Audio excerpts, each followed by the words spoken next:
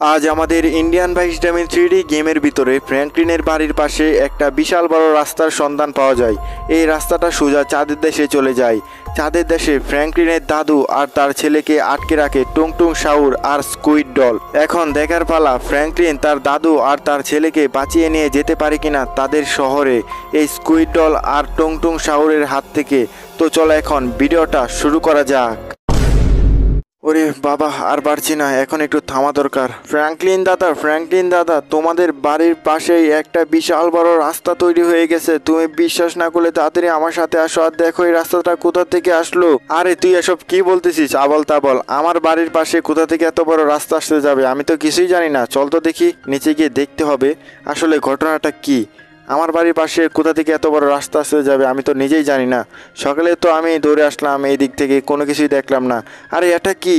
এখানে তো দেখা যাচ্ছে অনেক বড় একটা রাস্তা, আর এই রাস্তাটা সোজা চলে গেছে চাঁদে। ঘটনা কি গাইছে? আমি তো কিছুই বুঝতেছি না।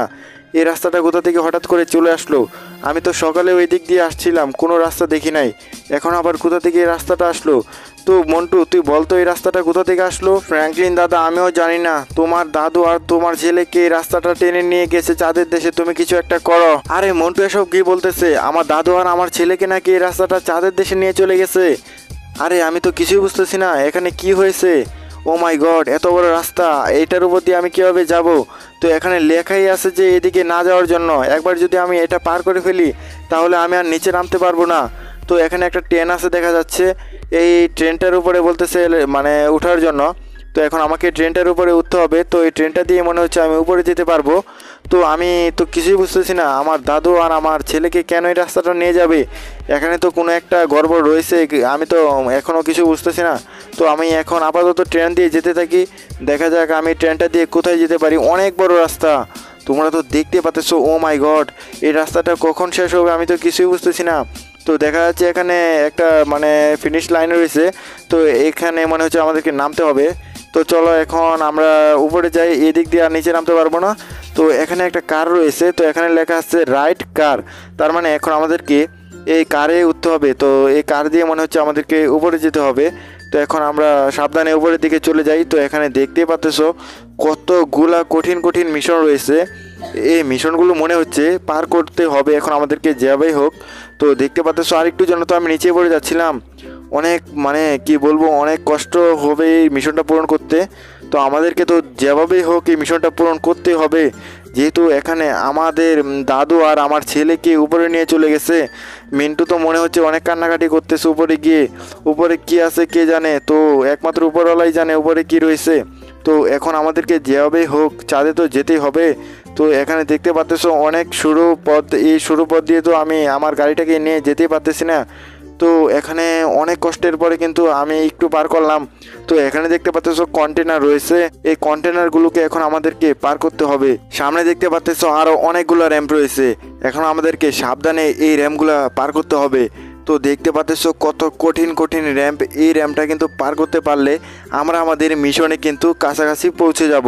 তো রাস্তাটা কিন্তু শেষই হইতেছে না, দেখতে পাচ্ছ কত উঁচু জায়গা, আর এই জায়গাটা কিন্তু শেষই হওয়ার নামই নিচ্ছে না। তো অবশেষে কিন্তু আমরা এসে পড়েছি আমাদের শেষ প্রান্তে। তো এই জায়গাটায় এখন আমরা মনে হচ্ছে যেতে হবে। তো সামনে দেখতে পাচ্ছ এখানে একটা দরজার মতো রয়েছে, এখন আমাদেরকে এই দরজাটার ভিতরে যেতে হবে, তাহলে কিন্তু আমরা পরের মিশনে চলে আসব। তো দেখতে পাচ্ছ আমরা পরের মিশনে এসে পড়েছি। এইখানে নিচে দেখতে পাচ্ছ লাভা রয়েছে, তো এই লাভার উপর দিয়ে এখন আমাদেরকে সাবধানে পাড়ি দিতে হবে। এই লাভাগুলোর উপরে দেখতে পাচ্ছ এখানে কতগুলো মানে ব্লক রাখা আছে, তো ব্লকের উপর দিয়ে আমাদেরকে যেতে হবে। তো দেখতে পাচ্ছ অনেক কঠিন কঠিন ব্লক, এই ব্লকের নিচে যদি একবার আমরা পড়ে যাই তাহলে কিন্তু আমরা একেবারে গলে মরে যাব। দেখতে পাচ্ছ সাইডে কিন্তু আরও অনেকগুলো কাঁটাও লাগানো আছে। তো চলো আমরা কিন্তু অবশেষে এসে পড়েছি এই পোর্টালটার ভিতরে, এখন যেতে হবে। তো দেখতে পাচ্ছ আমরা এসে পড়েছি এখন স্পেসশিপে। তো এখন এই স্পেসশিপটা দিয়ে মনে হচ্ছে আমরা চলে যাব চাঁদে। এই স্পেসশিপটাই কিন্তু আমাদের শেষ মিশন। এই স্পেসশিপটা দিয়ে যদি আমরা চাঁদে যেতে পারি তাহলে কিন্তু আমরা আমাদের দাদু আর আমার ছেলেকে নিয়ে আবার বাড়ি ফিরতে পারবো। তো দেখতে পাচ্ছ এখন আমি অ্যাস্ট্রোনট হয়ে গেছি, এখন আমি স্পেসশিপ চালাইতেছি। তো এখন আমাকে যেভাবেই হোক এই স্পেসশিপটা দিয়ে আমাদেরকে চাঁদে যেতেই হবে। তো আমাদের শহরও কিন্তু দেখা যাচ্ছে নিচে, আমাদের শহর একেবারে ছোট দেখা যাচ্ছে। এখন চাঁদ কিন্তু আর বেশি দূর নাই, একেবারে কাছাকাছি পৌঁছে গেছি আমরা। এখন সাবধানে আমাদেরকে যেতে হবে, একটা ভুল করলেই কিন্তু আমরা সোজা কেল্লা পথে। তো এখন দেখতে পাচ্ছ রাস্তাটা কিন্তু অনেক বড়, আর এখন যদি আমরা স্পেসশিপটা দিয়ে যাই তাহলে কিন্তু আমরা অনেক তাড়াতাড়ি আর কি যেতে পারবো। রাস্তাটা দিয়ে যত টাইম লাগতো এর থেকে আর কি অনেক কম টাইমে এখন আমরা স্পেসশিপ দিয়ে যেতে পারবো।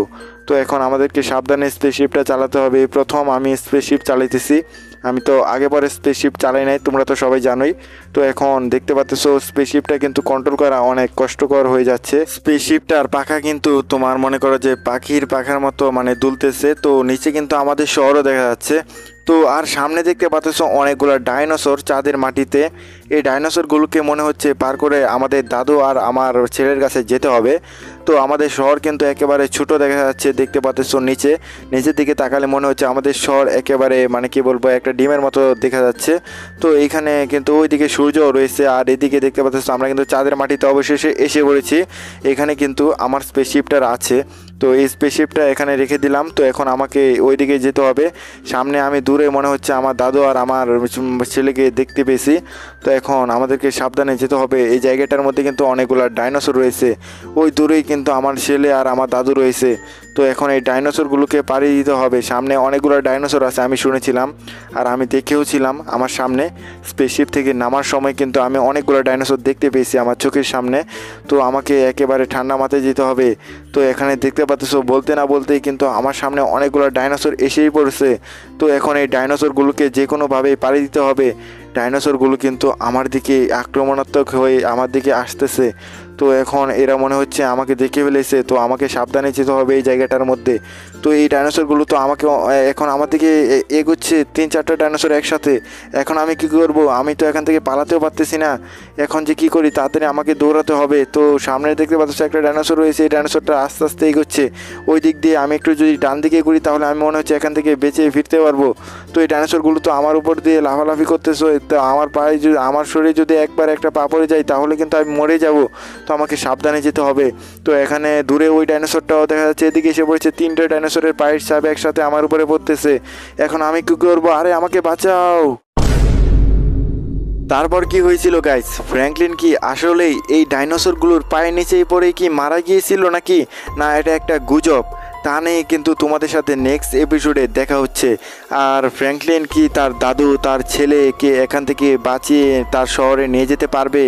সব কিছু কিন্তু তোমাদের সাথে নেক্সট এপিসোডে শেয়ার করব। তো তোমরা যদি নেক্সট এপিসোড পেতে চাও তাহলে সবাই কিন্তু চ্যানেলটা সাবস্ক্রাইব করে রাখবা। সাবস্ক্রাইব যদি না করো তাহলে তোমরা কিন্তু নেক্সট এপিসোড দেখতে পারবা না। তো আজকের ভিডিওটা এ পর্যন্তই থাকছে। তোমাদের থেকে আমি সাকিব আজকে এই পর্যন্ত বিদায় নিচ্ছি। নতুন এপিসোডে নতুন একটা ধামাকে নিয়ে তোমাদের মাঝে আবারও ফিরে আসছি।